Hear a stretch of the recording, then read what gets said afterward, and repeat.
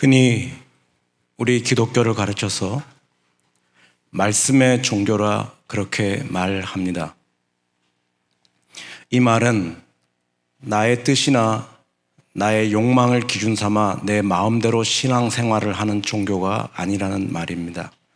또는 세상의 관습이나 세상의 전통, 세상의 기준을 가지고 신앙생활을 하는 종교도 아니라는 것입니다.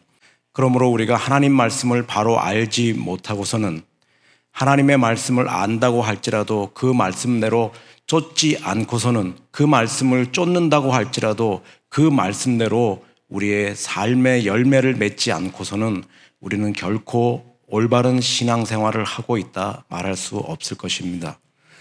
오늘 많은 교회들이 부흥을 꿈꿉니다. 부흥이라는 것은 교회가 본질에 충실할 때 하나님께서 내려주시는 축복을 부흥이라고 말합니다. 그것은 양적일 수도 있고 그것은 질적일 수도 있습니다. 교회가 본질에 충실한다는 것이 여러분 무엇이겠습니까? 기독교 신앙은 두 단어로 요약될 수 있습니다. 하나님 사랑과 이웃 사랑. 이것이 선지자와 율법의 대강령이라고 예수님께서 우리의 신앙을 요약하셨기 때문입니다. 그렇다면은 하나님을 사랑한다는 것이 여러분 무엇이겠습니까? 하나님을 사랑한다는 것은 우리는 여러 가지로 정의할 수 있지만 예수님께서는 우리가 하나님을 사랑하는 것을 정확하게 정의해 주셨습니다. 하나님을 사랑하는 것은 이것이니 그의 계명을 즐겨 순종하는 것이니라. 우리가 하나님을 사랑한다는 것은 무엇으로 증명할 수 있는가? 하나님께서 우리에게 자신의 마음을 알려주신, 그리고 나의 백성들은 이렇게 살아가야 된다고 가르쳐 주신 그 말씀을 즐겨 순종하는 것입니다.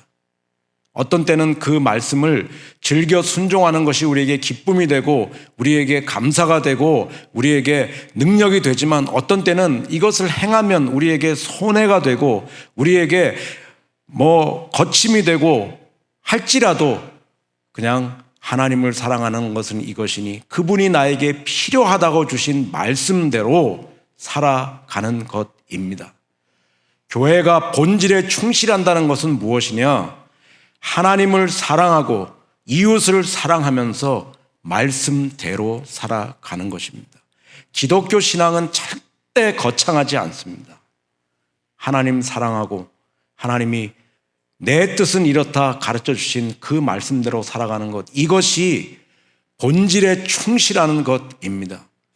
이렇게 본질에 충실하면 하나님께서 양적이든 질적이든 우리에게 생명의 부활의 역사를, 부흥의 역사를 하나님께서 일으켜 주시는 것입니다.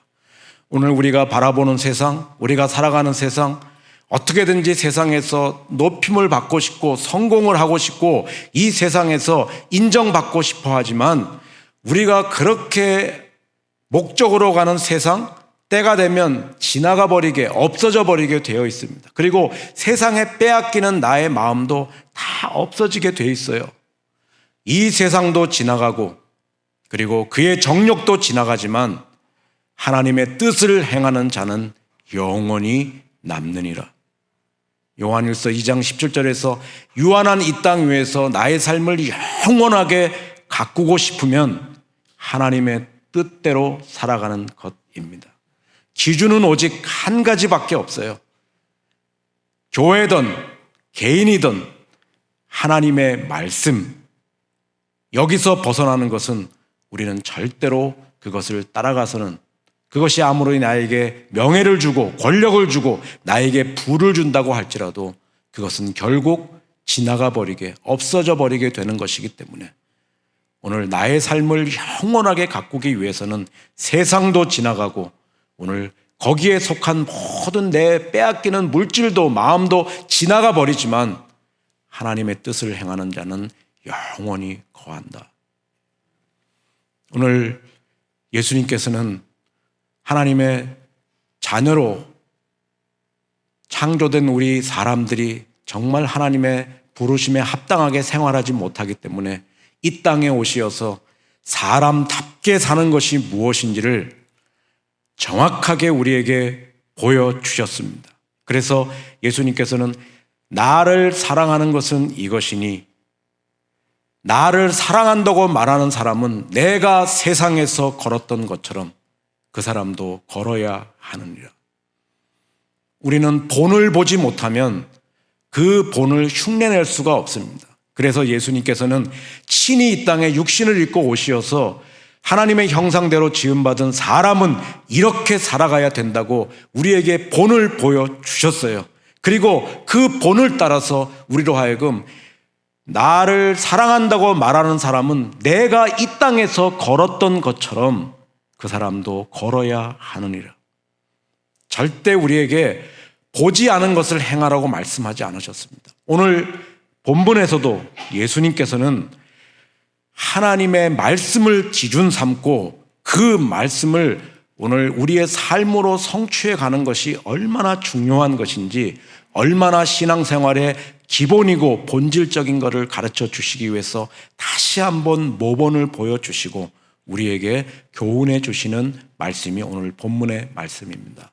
오늘 본문의 말씀은 예수님께서 십자가에서 운명하시는 그 장면이 기록되어 있습니다. 십자가 위에서의 마지막 말씀이 무엇이었습니까? 다 이루었다.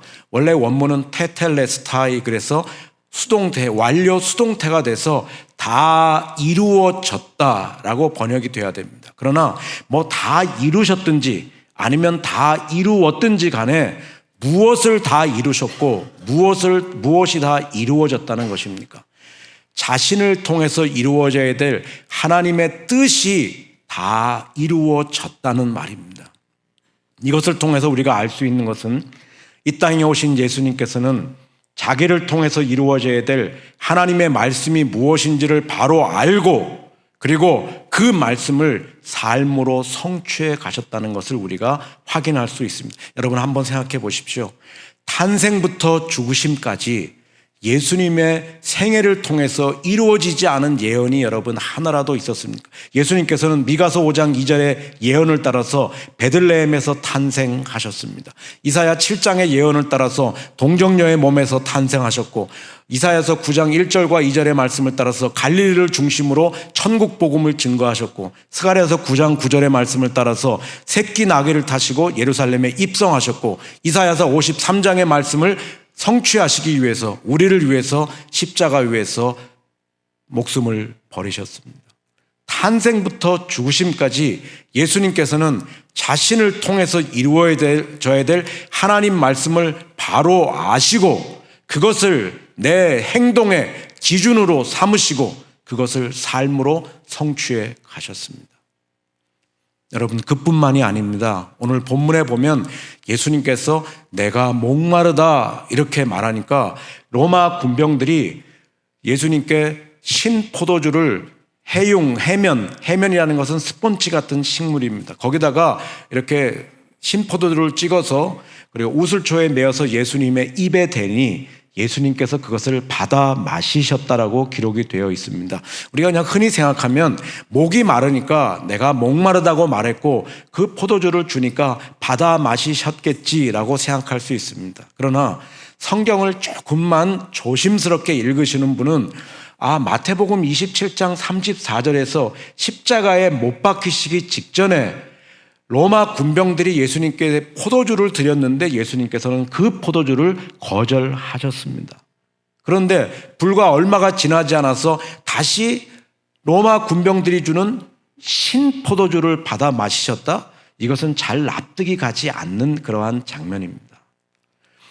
여러분, 우리 장 목사님과 더불어서 어느 교회보다도 성경 말씀을 중심으로 신앙생활을 하시기 때문에 여러분께서 십자가형의 의미가 무엇인지를 아마 잘 알고 계실 것입니다. 십자가형은 일벌백계형입니다. 아무에게나 그 십자가에 매달지 않아요. 십자가에 달리는 사람은 주로 로마의 체제를 전복시키려고 했던 구테타 범들, 로마는 군사로 시작된 군인들로 이렇게 시작된 국가이기 때문에 무엇보다도 자기가 점령하는 나라에 그 치안을 가장 중요하게 여겼습니다. 그래서 누구든지 구테타를 일으키는 것에 대해서 제일 민감했는데 반란죄를 저지르는 사람은 십자가에 달게 되고 또한 다른 사람에게 살인을 저지른 극악무도한 범죄자들만을 십자가에 답니다. 로마 시민권자들은 어떠한 잘못을 해도 절대로 십자가에 달지 않습니다. 왜냐하면 이 형벌이 너무 고통스러운 형벌이기 때문입니다. 우리 동양에서도 이렇게 일벌백계로 하는 그러한 사형법이 한 가지가 있었는데 청나라 때에 사용되었던 능지처사라고 하는 이것이 우리나라에 들어오면서 능지처참이라고 말해서 그 반역죄를 저지른 사람에게 삼족을 다 죽이고 당사자는 마소에 매어서 사지를 찢어 죽이는 그러한 형벌로 우리가 알고 있습니다만 원래 능지처사와 십자가형은 공통점이 있습니다. 그것은 나무에 매단다고 하는 것입니다. 십자가형은 손과 발에 못을 박고 그리고 발을 지지하게 해서 그 사람이 몸에서 피가 물이 흘러나가면서 더위와 추위를 견디면서 말라 죽어가는 모습을 보고 다시는 저런 죄를 범하지 못하도록 그렇게 일벌백계하는 형벌이 십자가형입니다. 능지처사는 사람을 나무에 매달고 사람의 살을 저며냅니다. 회를 뜹니다. 이렇게.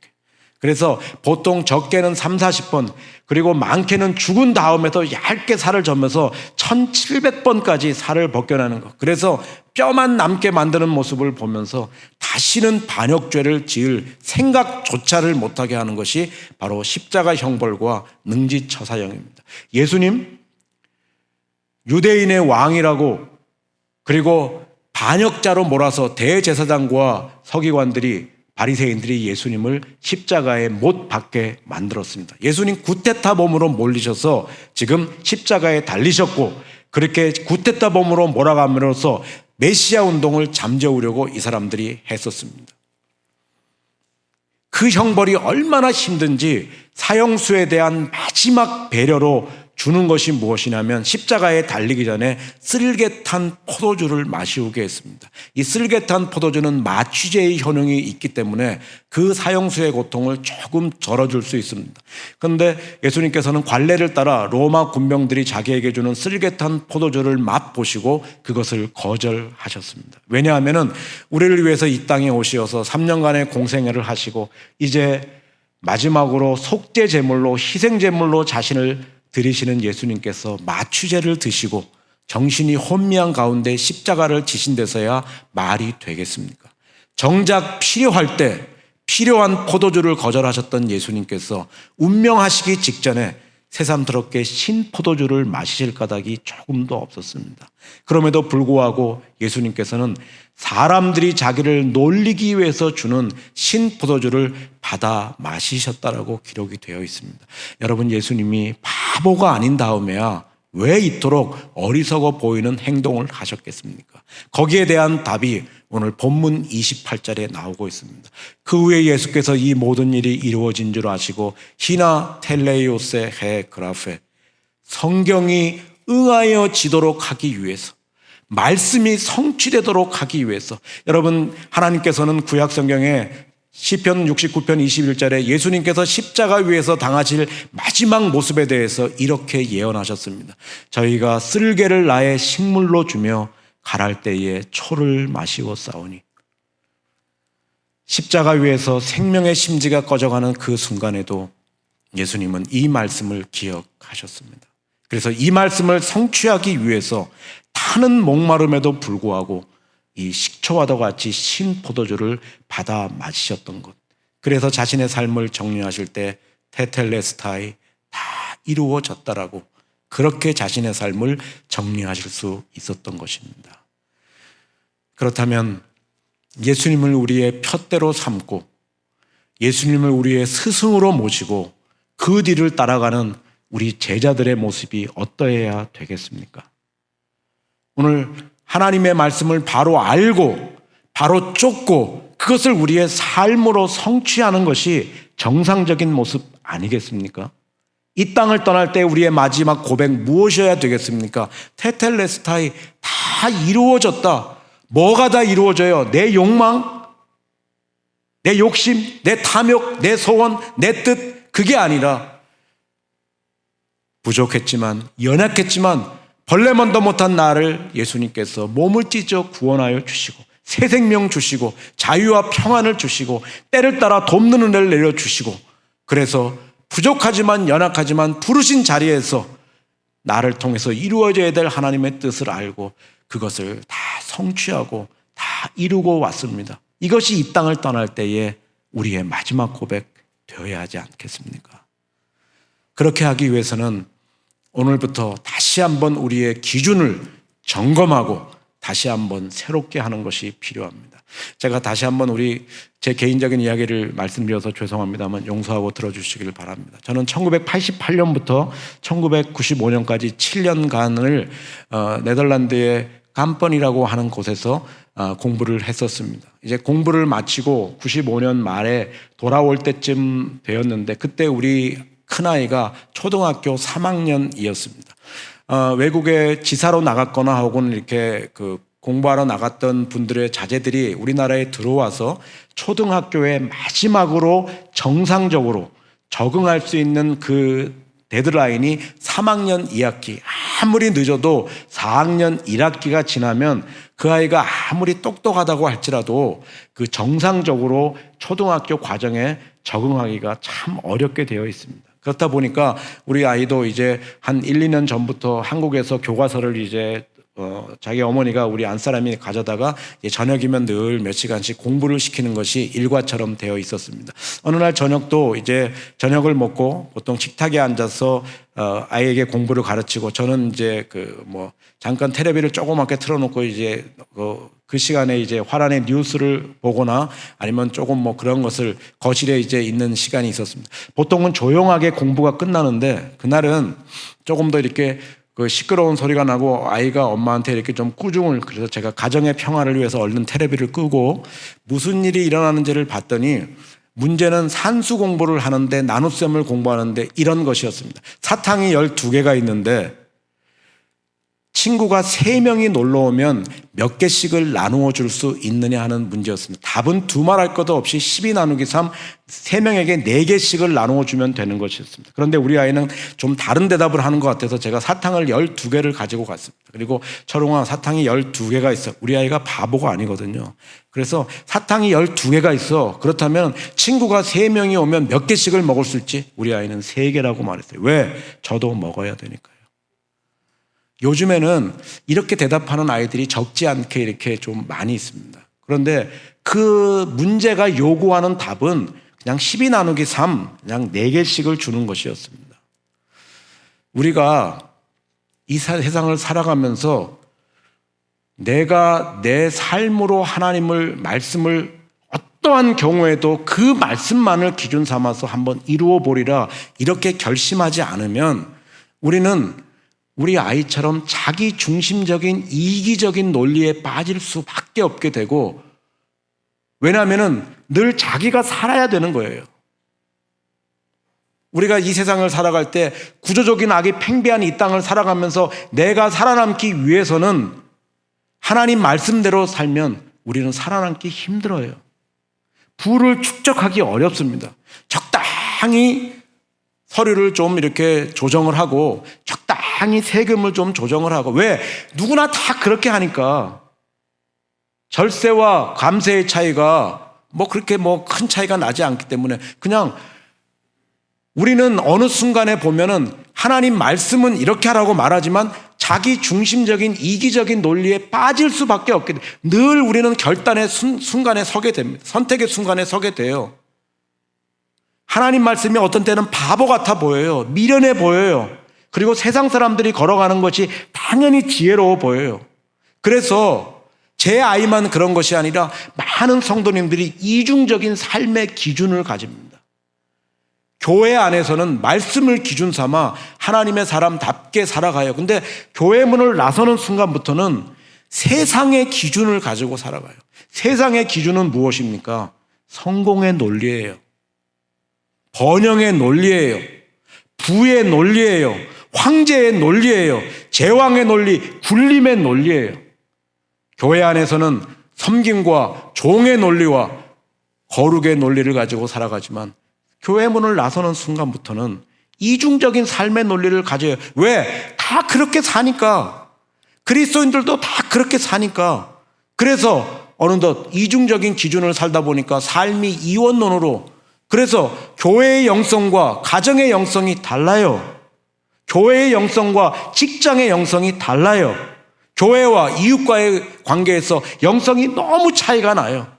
그러니까 제일 혼란스러워하는 사람들이 누구예요?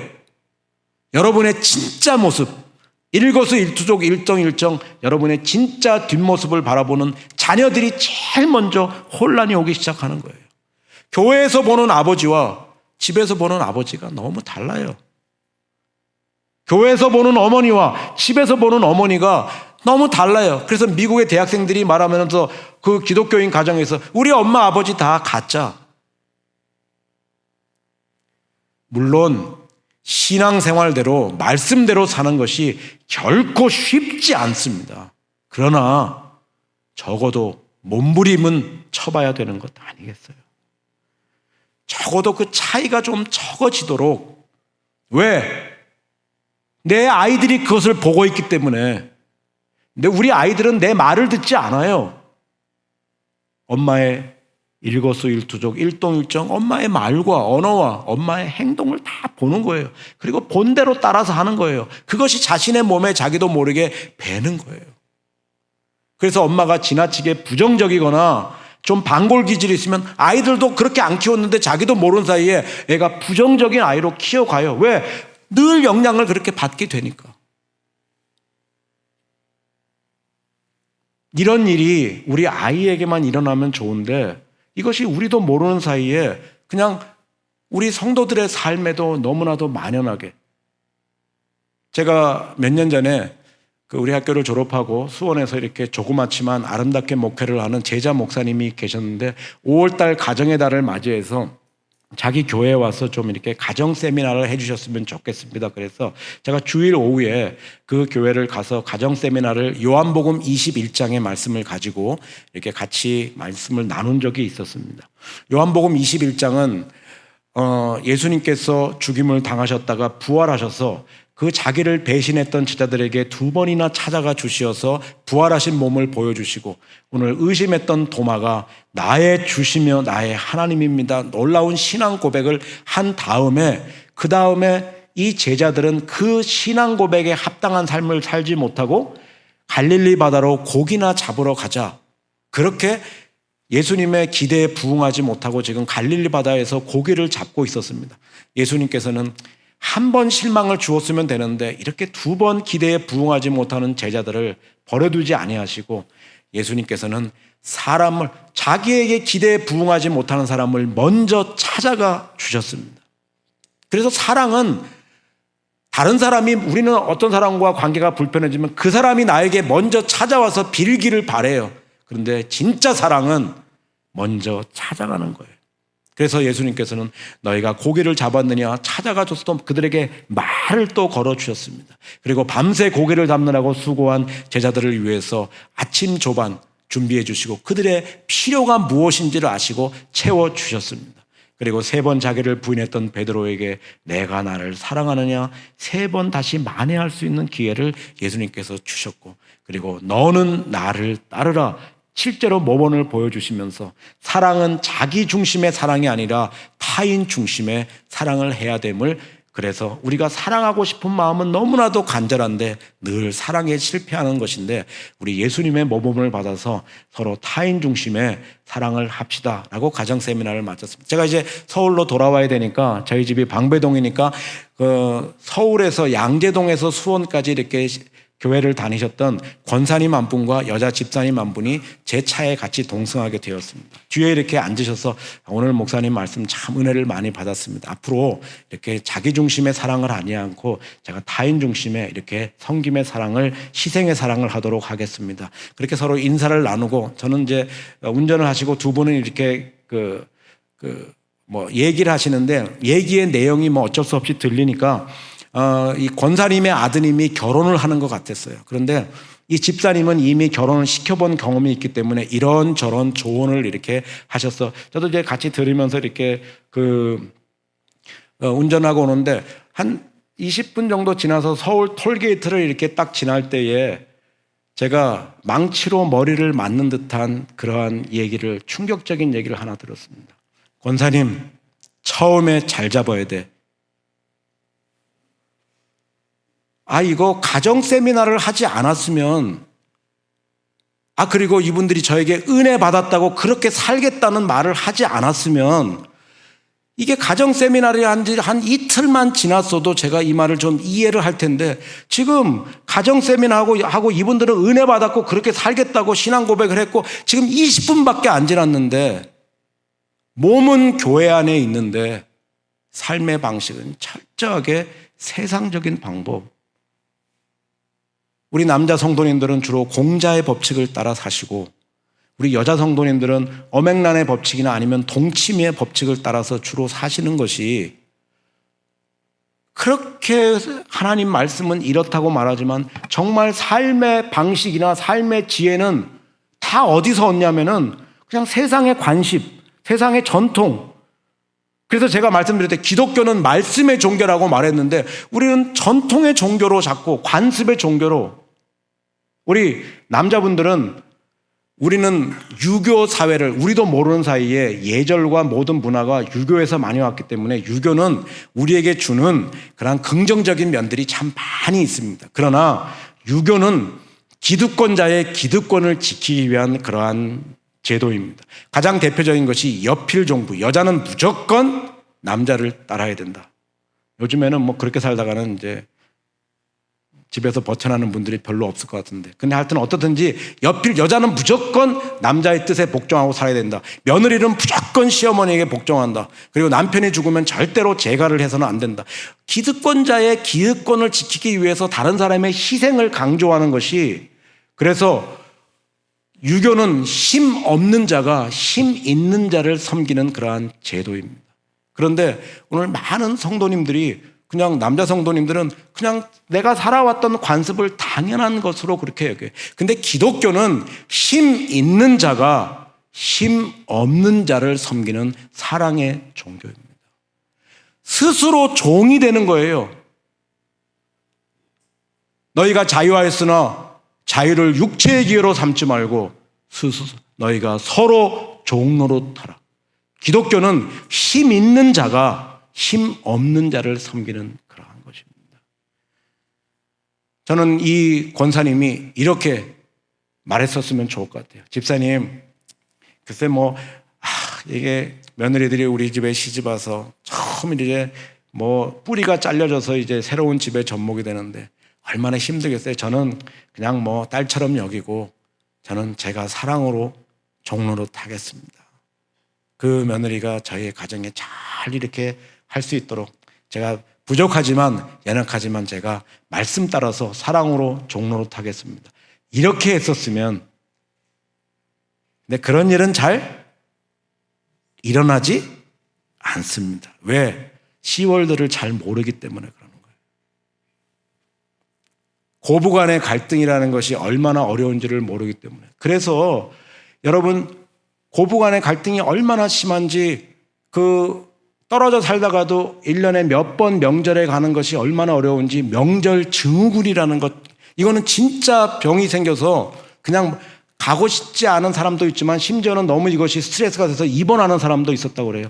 이번에 코로나 시대를 맞이해서 웃지 못할 일이지만 이제 잘 내려가지 않아도, 여러분, 내려가는 게 힘든 게 아니라 거기서 이제 갈등도 있지만 또 이렇게 또 일도 해야 되고 여러 가지가 복합적인 게 많이 있겠죠. 그런데 이번에는 코로나 시대가 되니까, 언택스 시대가 되니까 못 가게 됐어요. 그래서 이제 좋다는 분들도 계시고 아쉽다는 분도 많이 계시지만, 이번에 여러분 웃지 못할 일이 4인 가족 이상, 5인 가족 이상 집합금지가 됐는데 신고가 몇 건이 들어왔는지 아세요? 1000건이 넘게 들어왔어요. 웃지 못할 일로, 야, 여자들끼리 모여서 우리 집 좀 신고해. 우리 집은 모인다고 그러니까. 그래서 이 고부간의 갈등이 너무 얼마나 어려운지, 그래서 우리가 동치미를 보면 늘 고부간의 갈등이 그냥 벌써 한두 번 한 것도 아닌데 몇십 번 나오는 것 같아요. 그래서 목사님은 그거 보십니까? 가끔 봅니다.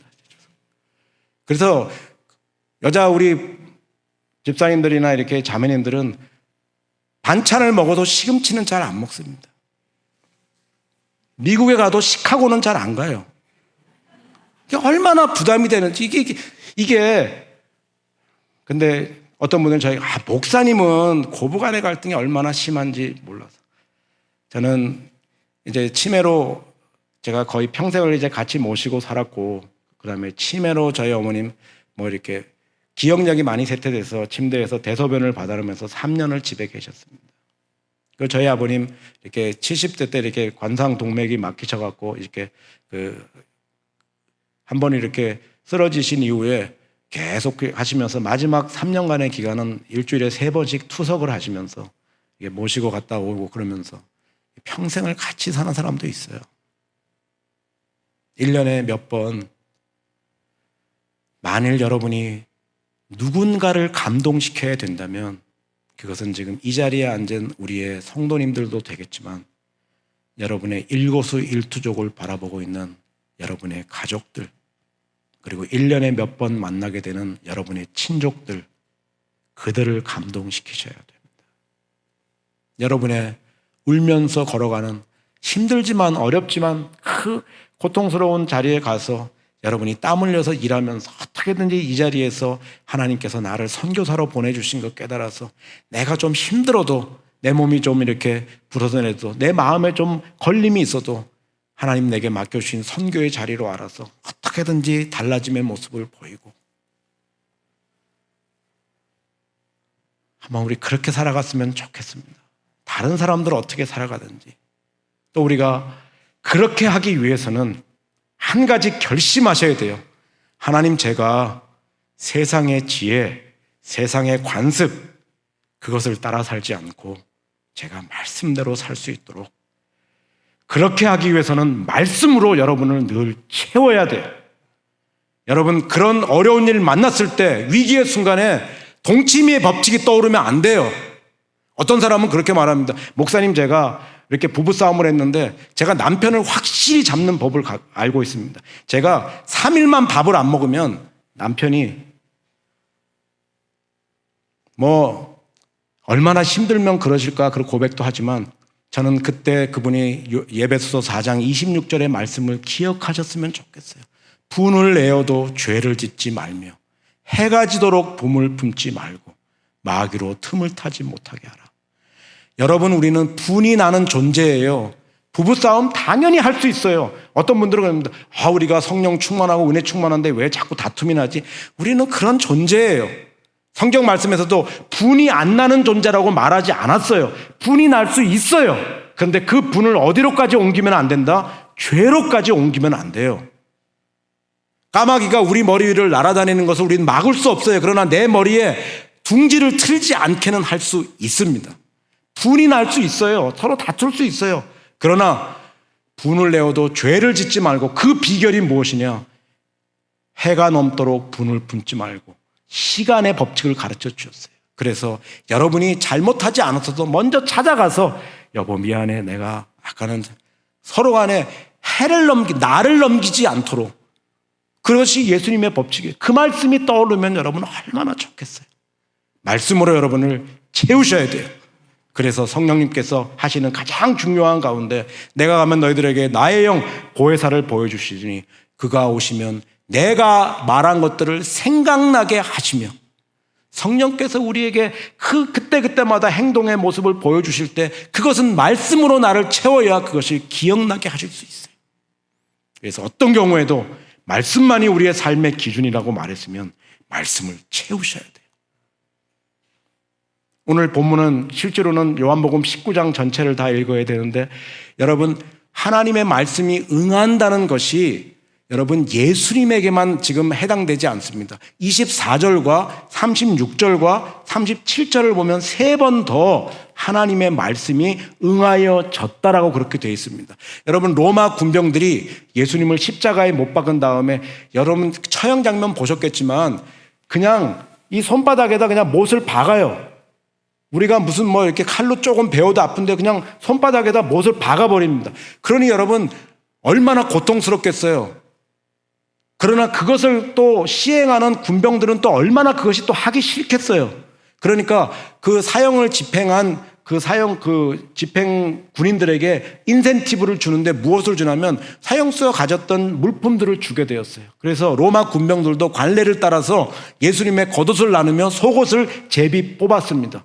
이 사람들 하나님도 몰랐고 말씀도 몰랐습니다. 그런데도 이 행동들을 통해서 시편 22편 18절에 저희가 내 겉옷을 나누며 내 속옷을 제비 뽑나이다라는 말씀이 응하여지고 있었습니다. 그리고 36절에 보면 대제사장들과 바리새인들이 빌라도 총독을 찾아가서 내일은 큰 안식일 6월절이니까 너희가 사람을 나무에 달아 나를 넘김으로 내 땅을 더럽히지 말라는 그 율법을 지키기 위해서 이 사형수들을 죽여달라고 이렇게 말을 합니다. 다리를 꺾어달라고 말해요. 여러분들, 일벌백계형인 십자가형은 사람을 가능한 한 오래 살려두는 것이 목적입니다. 왜? 한 번에 죽어버리면 안 되니까.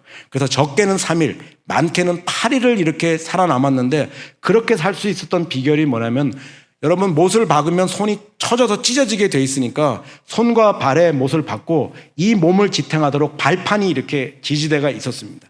그런데 발을 꺾어달라는 말은 쇠뭉치를 가지고 이 정강이 뼈를 이렇게 치는 거예요. 그럼 정강이 뼈를 치면 정강이 뼈가 으스러지면서 몸이 처지게 되고 심장이 압박을 받아서 곧 죽게 되어 있습니다. 이 사람들이 다리를 꺾어달라고 그렇게 말을 하니까 빌라도가 허락을 해서 로마 군병이 이렇게 지나가면서 예수 그냥 다리 3명의 다리를 치고 지나가면 돼요. 근데 올려다 보니까 예수님은 그 전에도 이미 채찍에 많이 맞으셨고 또 그 다음에 빌라도 앞에서 또 고문을 당하셨기 때문에 이미 돌아가신 지 십자가에 달리신 지 6시간이 지난 이때가 돼서 운명하셨습니다. 그래서 이 로마 군병이 그냥 지나갔어요.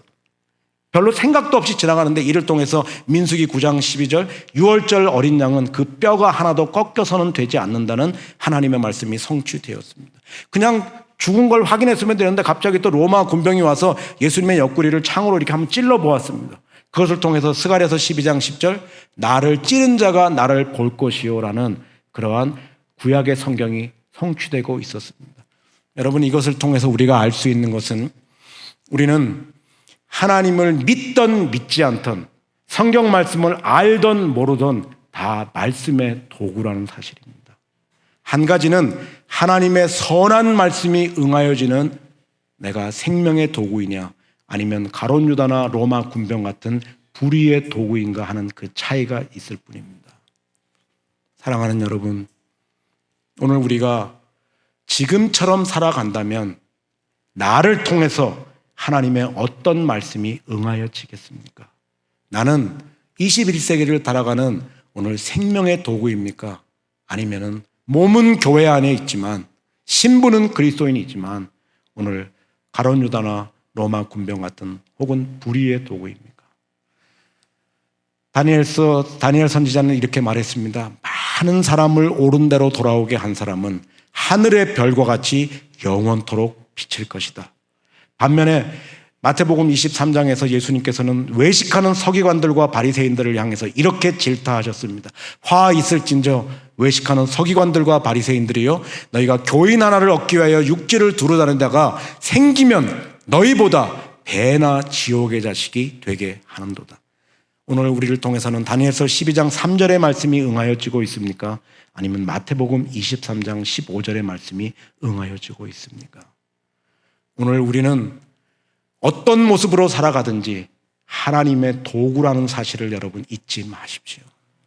나를 통해서 어떠한 말씀이 응하여지고 있느냐를 그러면 우리는 늘 점검하셔야 돼요. 오늘 우리는 이 땅에서 생명의 삶 살고 싶지 않은 사람이 오늘 새벽을 깨우면서 정말 이 아침에 잠도 못 자고 나와서 하나님 말씀 앞에서 이 말씀을 통해서 나의 삶을 한번 다시 정리하고 정돈하고 점검하고 하나님 제가 생명의 삶 살겠습니다. 우리가 그렇게 각오를 하는데 쉽지 않아요. 그런 삶 살기를 그렇게 소망하지만 우리가 그렇게 쉽지 않습니다. 그래서 여러분이 그 안타까움을 가지고 하나님 제가 생명의 삶 살기를 원합니다. 그런 간절한 기대와 소원을 가지고 오늘 이 아침에도 나와 있어요. 오늘 힘들지만 어렵지만은 오늘 눈물 없이 못 가는 제자에게를 갈 수 있도록 하기 위해서 예수님께서는 하나의 법칙을 오늘 우리에게 가르쳐 주셨습니다. 그것은 히브리서 12장 2절의 말씀입니다. 믿음의 주여 온전케 하시는 이인 예수를 바라보자. 저는 그 앞에 있는 즐거움을 위하여 십자가를 참으사 부끄러움을 개의치 아니하시더니 하나님 보좌 우편에 앉으셨느니라. 예수님의 법칙은 무엇이냐면요, 십자가 부끄러운 것이에요. 오늘 하나님이 이 땅에 육신을 입고 오시는 것 부끄러운 것입니다. 인간으로부터 조롱과 박해를 받으시는 것 부끄러운 것이에요. 예수님께서 그 사형수나 당하는 십자가를 지시는 것 부끄러운 것이에요. 근데 예수님께서는 그 부끄러움을 개념치 않았다, 개의치 않았다 이런 말이에요. 왜? 그 앞에 있는 즐거움을 위하여. 예수님의 법칙은 부끄러워해야 될 것에 민감하고 부끄러워해서는 안 될 것에 당당한, 오늘 부끄러움의 개념을 다시 정리해 주셨습니다. 가끔 우리 성도님들 가운데 직업이 변변치 못한 것을 부끄러워하는 분들을 만날 수 있습니다. 몸에 병이 든 것을 부끄러워하는 분들을 만날 때가 있습니다. 가난을 부끄러워하는 분들을 만날 때가 있습니다. 그런 것을 부끄러워해서는 절대로 참된 그리스도인이 될 수 없습니다. 내가 하나님 앞에서 정직하게 말씀대로 산 결과가 가난이요 내 몸의 연약함이라면 이것은 하나님 앞에서의 자랑이지 결코 부끄러운 것이 아닙니다. 부끄러운 것은 이중적인 삶의 태도, 거짓된 삶의 태도, 부정과 불의와 부패와 안일함과 방종과 음란함과, 몸은 교회 안에 있지만은 삶의 방식은 세상 사람들과 다를 것이 없는 그러한 삶의 태도, 그저 가져도 이 땅에서 불의와 타협하면서도 적당히 신앙생활하고 적당히 사회생활하면서 그저 그리스도인들은 망하는 길로 가야 돼요. 오늘 교회가 망해가는 이유가 뭐냐면 세상에서의 성공자를 자꾸 키우려고 그랬기 때문에, 세상에서도 성공하고 교회에서도 성공하는 자를 만들려고 했기 때문에 교회 신앙의 성공자는 세상에서 성공자 되기 쉽지 않습니다. 정직한 부를 축적하면 우리가 그렇게 부자 되기 쉽지 않아요. 오늘 교회가 자꾸 무너져 내리는 이유가 뭐예요? 세상에서 대접받는, 세상에서 인정받는 사람 그대로 교회 안에 들어와서 인정받고, 세상에서 대접받는 사람 교회 안에서도 여전히 대접받고, 세상과 교회와의 구분점이 없어져 버리는 거예요. 여러분, 진짜 부끄러운 것은 내가 하나님의 사람답게 살아가지 못하는 것, 그것은 우리가 이 땅에 있는 동안에는 드러나지 않을 수도 있습니다. 그러나 하나님 앞에 벌거벗은 것이 다 없이, 숨긴 것이 없이 서는 날에 하나님 앞에서는 그러한 이중적인 삶의 태도, 그렇게 우리가 가식적으로 살았던 모습, 그것은 하나님 앞에서 부끄러움을 당하게 될 것입니다. 오늘 우리 집사님들 또 권사님들 많이 나오셨는데, 제가 이렇게 주보를 보다 보니까 우리 목사님께서 우리가 신앙의 명문 가정을 이루자라고 이렇게 쓰신 것을 보고 제가 참 감동을 받았습니다. 여러분들, 우리가 생각하면서 나는 뭐 별로 목사님 사회생활도 안 하고 나는 뭐 그렇게 중요한 일도 하지 않는데 뭐 나를 통해서 하나님의 뜻이 뭐 이렇게 잘 능력 있게 역사가, 내가 하나님의 선한 도구가 될 수 있겠습니까? 천만의 말씀이에요. 여러분, 창세기 5장을 보면 에녹이라는 사람이 있었습니다. 에녹이라는 사람은 이 땅에서 별로 한 것도 없어요. 그저 자녀를 출산한 것밖에 없습니다. 에녹의 전성기는 언제부터 시작되느냐? 65세부터 시작됩니다. 65세에 에녹이 무두셀라를 낳고 이렇게 됐습니다. 그때부터 이제 에녹의 전성기가 시작돼요. 무두셀라를 낳고 하나님과 동행하더니, 그러면서 자녀를 낳았어요. 저가 300년을 하나님과 동행하다가 365세가 되면 하나님께서 저를 하늘로 데려가셨습니다. 에녹이 한 일이라고는 아무것도 없어요. 그냥 자녀를 낳고 누구와 동행했어요? 하나님과 동행하는 게 뭐예요? 같이 걷는 거예요. 같이 걷는 거예요. 그냥 하나님 곁에서 걷는 거예요. 그리고 하나님을 집중하고 하나님께 몰두하고 하나님을 그냥 그대로 따르는 거예요. 하나님과 같이 걷는 거예요. 교회에서도 그렇지만 가정에서도 하나님 이 자리에, 내 직장에서도 다른 사람 어떻게 살아가든지 내가 나 하나 부족하지만 연약하지만 내가 당장 변화의 삶을 살지 못해도 적어도 지대를 모으는 사람, 야, 저런 사람이 우리 직장에 있어서 우리 직장은 좀 소망이 있겠다. 그 구조적인 악에 살아가는 사람들이, 이중적인 삶의 태도를 가지고 살아가는 그리스도인들이, 야, 저런 분이 있어서 참 그래도 나는 그렇게 못 살아도 기대가 된다. 좀 기대를 모으는 사람, 좀 그렇게 돼야 돼요. 여러분들, 우리가 무드셀라를 낳고 아무것도 하지 않았어요. 그냥 자녀를 낳았어요. 그리고 나서 그 다음에 무드셀라는 라멕을 낳고, 라멕은 노아를 낳고. 그래서 여러분, 그런데 재미있는 것은 창세기 6장에 가면은 사람들이, 하나님의 형상대로 지은 사람들이 얼마나 타락을 하게 됐는지 하나님과 원수되는, 그래서 하나님께서 노아의 홍수를 준비하십니다. 그러면서 6장 9절에 가서 노아는 당대의 의인이요 완전한 자라 저가 하나님과 동행하더니, 이거 누구에게 했던 말이에요? 에녹에게 했던 말입니다. 지금 이 신앙이 노아, 에녹과 무드셀라와 라멕과, 그래서 증손자인 노아에까지 지금 무엇이 흘러내려왔어요? 신앙이 그냥 흘러내려왔어요. 누가 한 거예요? 자녀를 낳고 하나님과 동행한 에녹이 이 모범을 누구에게 보여주는 거예요? 자녀에게. 여러분, 신앙의 명문 가정이 이런 가정이에요. 누가 만들어냈어요? 오늘 가정을 이루는 아버지와 어머니가. 여러분, 신앙의 명문 가정을 이루어서 여러분의 신앙이, 여러분의 성직이 대대다자 손손개개 승승해서 내려가기를 여러분이 원하세요? 하나님과 동행하세요.